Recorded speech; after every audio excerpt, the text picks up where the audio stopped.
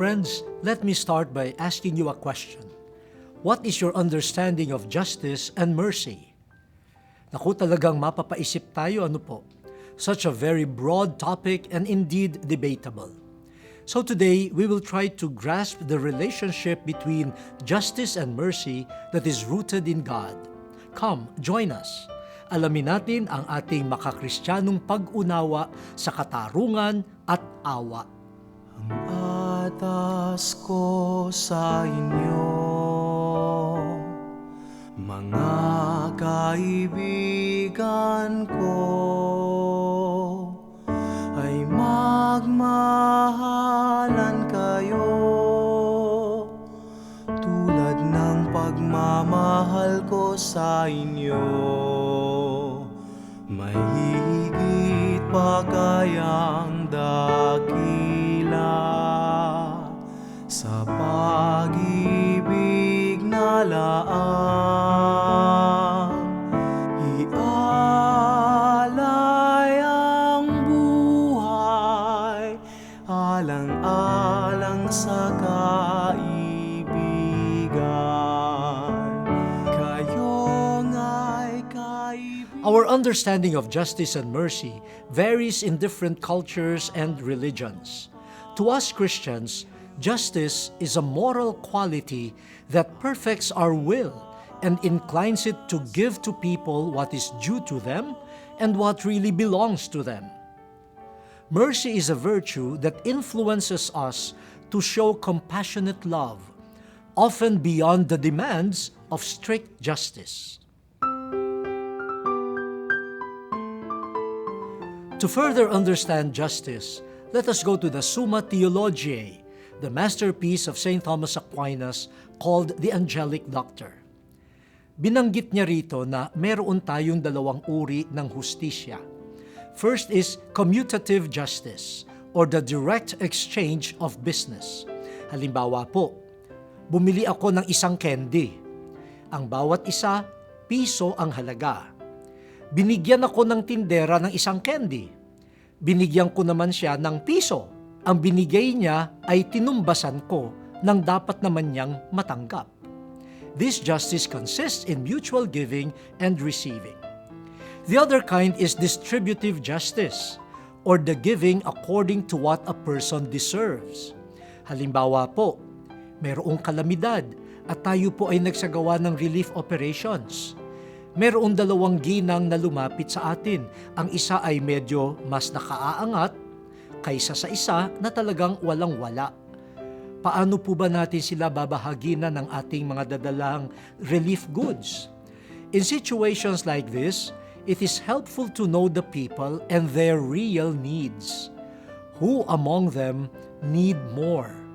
Thus, we become socially just. We want to help all, but we give more to those whose needs are greater.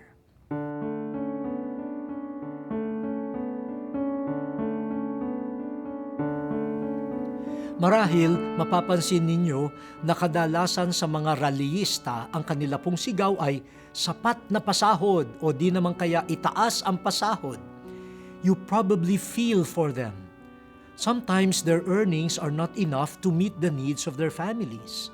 And so they cry out, "We need justice." Nais nyo siguro itanong, Bishop, ano po ba ang stand ng simbahan dito? Alam po ninyo, meron tayong napakahalagang dokumento sa simbahan, ang Rerum Novarum. Ito po ay isang encyclical na sinulat ni Pope Leo XIII. This encyclical addresses the need of laborers for a just living wage. According to this encyclical, wages ought not to be insufficient to support a frugal and well-behaved wage earner. Bagaman hindi tuwirang binigyang termino ang living wage, ang pasahod ay marapat na sapat upang ang isang responsableng manggagawa at ang kanyang pamilya ay mabuhay ng maayos at may dignidad.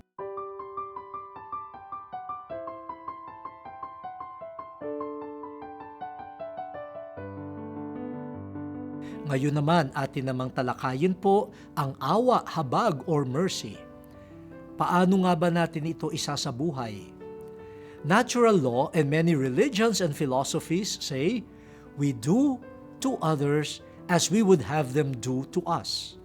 For Christians, God's mercy is His extravagant love that goes beyond the demands of justice.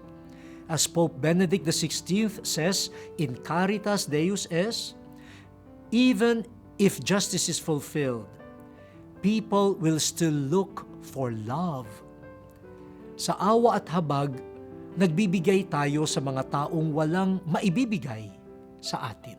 Kung katarungan lamang ang batayan, hindi natin sila bibigyan.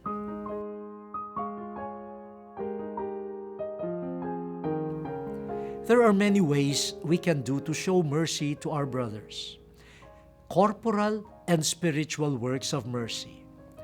The corporal works of mercy are feeding the hungry, giving drink to the thirsty, clothing the naked, welcoming the homeless, visiting the sick, ransoming the captive, and burying the dead. While spiritual works of mercy include instructing the ignorant, counseling the doubtful, admonishing sinners, bearing wrongs patiently, forgiving offenses willingly, comforting the afflicted, and praying for the living and the dead. I hope that our humble presentation has helped you to further understand the justice and mercy that is rooted in God. May we learn to live by these principles of justice and mercy every day. Till our next meeting, may the good Lord bless us all.